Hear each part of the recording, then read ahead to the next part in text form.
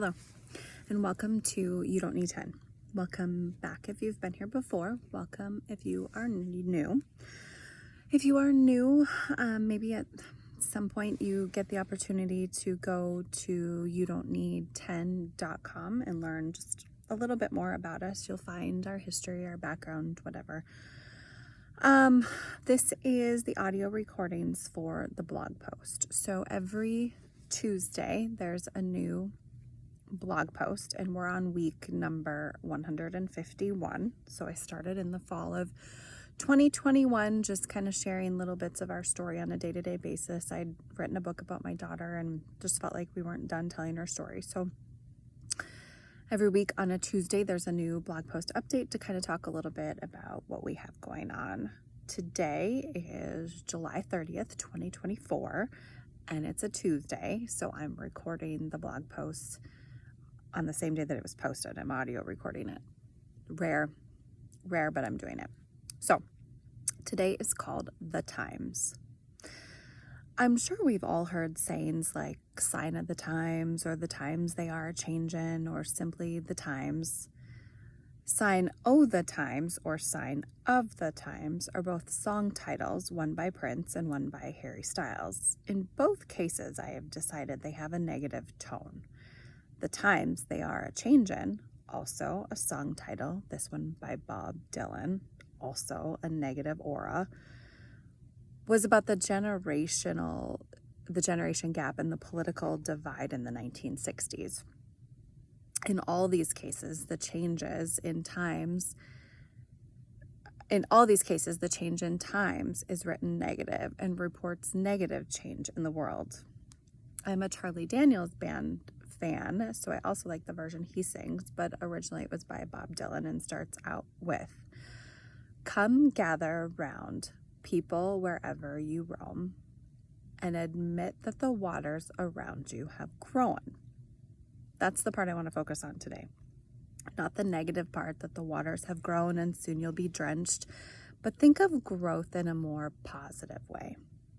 I cannot get these phrases out of my head, but what's interesting to me is that they are all negative, and what I've noticed a change in lately, I would not call negative. So I don't know why I can't get rid of these thoughts, but I can't seem to shake them.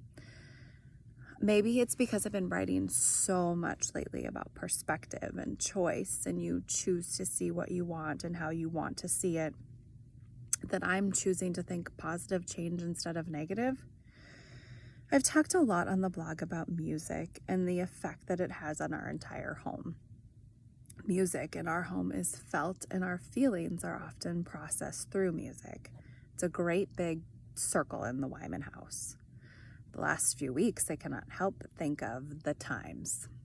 The Times also can refer to a news outlet and is also in many newspaper titles around the world. The New York Times or the Sunday Times, etc., are titles to newspapers that report the news. So today, the Times blog post is going to report to you an update that is positive in nature and shows growth, even though apparently a change in times is usually written about in a negative tone. I'm guessing that is because change is hard for people. The Times, I also learned in some of my research, can be known as a forecast. That was interesting to me because I believe in God, and the times in the Bible in the Old Testament is viewed as prophetic and looks forward to the coming of Jesus. Well, the forecast for today is positive. The changing times that I see are glimpses of acceptance.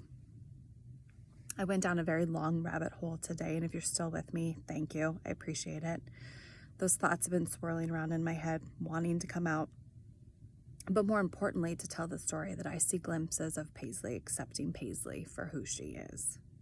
I'm seeing these glimpses more and more in her maturing, but I want to focus on one particular topic today, the topic of help.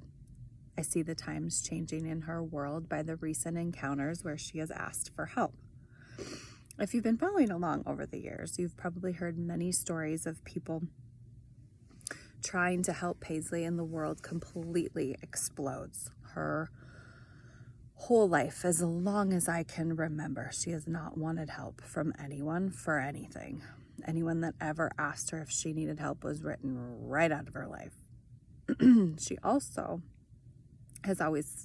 has always felt that if you ask her if she needs help with something, then she believes that you don't believe in her and believe that she can do things. For the most part, that is not the case. The people that have offered to help have sincerely been trying to be kind, but she never viewed it that way. For the most part, I still will not offer to help her with anything, but more and more lately, she has been asking for help or making comments like, "You can hold that for me, I only have one hand," etc. Things she never would have said before. And if you read the post a while back about her describing herself to someone as the girl with one hand, you know I was beyond shocked at that description. That description, combined with the recent comments and verbal askings for help, lead me to believe that we are on a path of accepting herself, seeing herself for who she is, and being able to be in the world and be comfortable. I may be way off base here, but those encounters seem peaceful and not negative. The old Paisley would never have asked for help with anything. I still don't think this is a two-way street, though, and the note in her 504 plan at school about how they should never ask her if she needs help probably needs to stay in her folder. But the times, they are a-changin', slowly, but we're turning a tiny corner. Last week we were out running some errands and she wanted to stop at Soda Shack. I obliged. We both got a soda. As we were turning towards the door to leave, she asked me if she could get a cookie too. They make homemade cookies similar to Crumble Cookie that you have in other towns. The store is locally owned and operated, and I enjoy supporting them. So I said yes to her cookie request. They take the cookie base, some have a filling, they warm it up for you, and then put the toppings on it warm before boxing it up for you to take to go. So essentially it's a fresh, warm cookie out of the oven.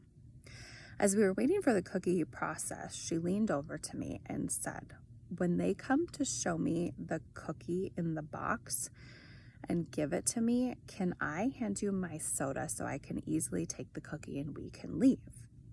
I, of course, said yes, I'd be happy to carry her soda for her. She had been there before and knew that the cookie box and soda combo were a challenge for her and was willing to admit it and ask me for help. I know every situation she is in public, she plans ahead and thinks about those things, and now has started planning ahead on how to make them easier so she is not so angry, frustrated, and affected by them. That was not the first encounter like that I've had, but I'm proud of her for being strong enough to ask for help.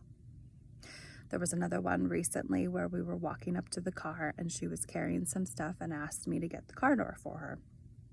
A big milestone for her. Normally she would struggle or drop something and it would turn into a huge event. Asking for help is hard for anyone, and even though they might seem minor, it's a major deal to hear that come out of her mouth. I've noticed a few others over the last couple months, and during dance competitions, she had so much stuff she was traveling with and taking into competitions. She asked me a couple times this last season to help her. She also started asking me to put her watch on most days instead of struggling for several minutes to do it herself. She has turned a corner that asking for help is not a weakness, and it's a sign of the times to me that she's going to be okay. The Times report today is she's continuing to grow and mature and be who she was intended to be. The Times forecast report is that our girl is going to be okay. So, thank you for listening.